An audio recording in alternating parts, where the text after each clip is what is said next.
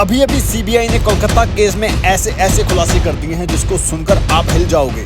संदीप घोष को भी लग चुका है बहुत बड़ा झटका। अभी से संदीप घोष को फांसी का डर सताने लग गया। जज ने जो कहा उसको सुनकर संदीप घोष के होश उड़ गए। अगर इस केस की माने तो 1.5 महीना हो चुका है इस केस को हुए और अभी तक इसके बारे में प्रॉपर कुछ निकलकर सामने नहीं आ रहा था, लेकिन अब धीरे धीरे इस केस की परतें खुलनी शुरू हो गई। संदीप घोष को इस सारे केस का मास्टरमाइंड माना जा रहा था और यही बातें निकलकर सामने आ रही है सीबीआई की जांच में। बहुत सारी बातें ऐसी निकलकर आई हैं जिसमें साफ साफ पता चल रहा है कि जो मेन दोषी इस केस का है वो संदीप घोष ही है। उसी के कहने पर ये सारा कुछ हुआ, उसी के कहने पर इस लड़की की हत्या की गई और उसके बाद उसका रेप कर दिया गया।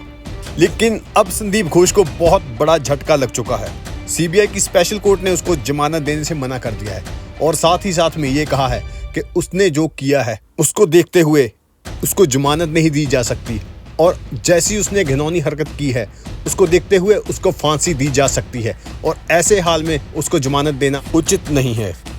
ऐसा कहते हुए उसे जमानत देने से इनकार कर दिया है। इसी केस में जो टिप्पणी कोर्ट ने की है उसको सुनकर सबके होश उड़ जाएंगे। कोर्ट ने सीधा सीधा ये कह दिया है संदीप घोष को कि जो संदीप घोष पर दोष लगे हैं वो बहुत गंभीर हैं और उसको देखते हुए उनको फांसी दी जा सकती है। जो दोष उन पर लग रहे हैं अगर सीबीआई की जांच में वो सच साबित हो जाते हैं तो उनको फांसी दी जा सकती है।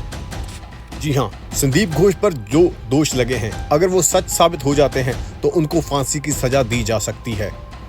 ये कोर्ट का बड़ा बयान आ चुका है बाहर।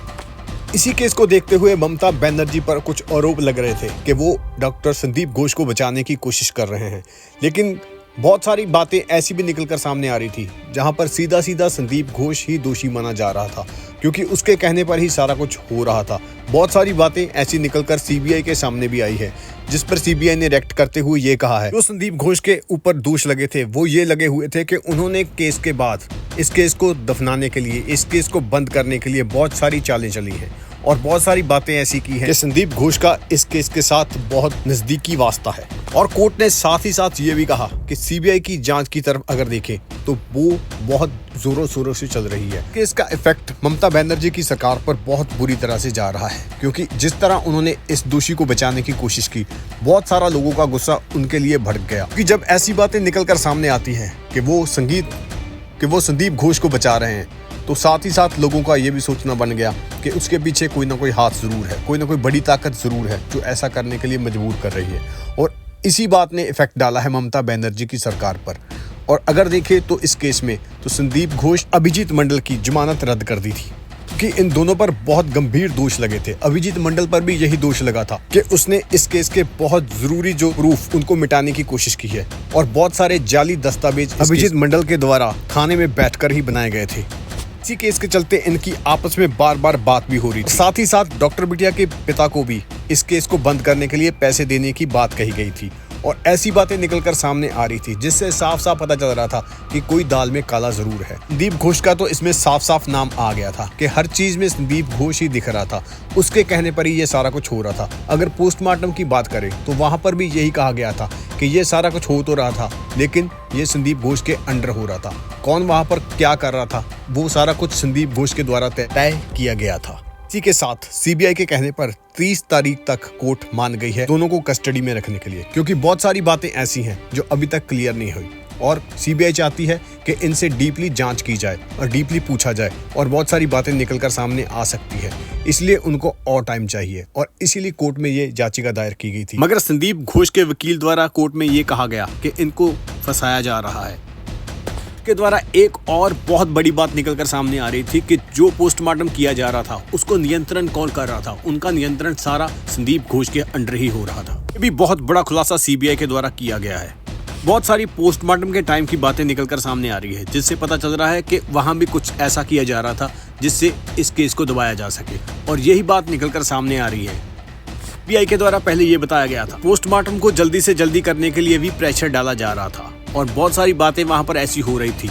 कोई ऐसा भी आ रहा था जो कह रहा था कि जल्दी से जल्दी पोस्टमार्टम किया जाए और ये भी कहा गया था कि पोस्टमार्टम 6 बजे के बाद किया गया था। ऐसी बातें पहले निकलकर सामने आ रही थी लेकिन जो अब बात निकलकर सामने आई है वो इन सबसे बड़ी है।